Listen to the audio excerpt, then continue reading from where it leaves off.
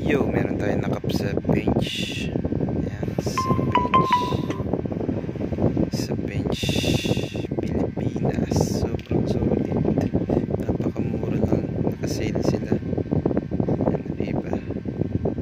Full cap. Ito print lang ta, print. Pero ito embroid yun, laki na embroid nyo. 3D embroid ata tawag dyan. Damn, ayun, legit yan. Yung price niyan 499. Naka-sale siya ng 50% to 50.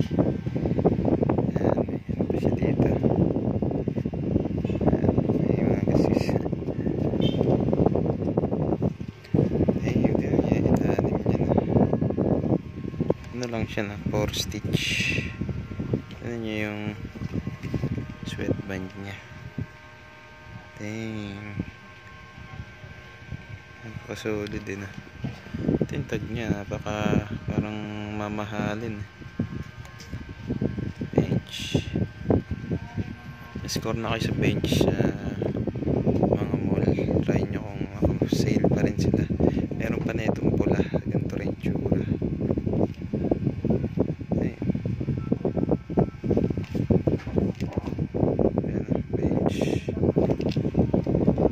Sayang kung di ko alam ba't sobrang baba ng Pilipinas. Tinaas nila konti. Okay, nalakihan nila yung stitch siguro.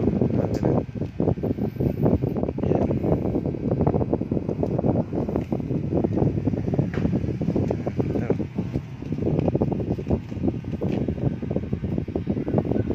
Sobrang sulit. Ganda. Ano naman yung loob niya, no? Ano niya yung diba nag-reflect siya sa liwanag. Solid.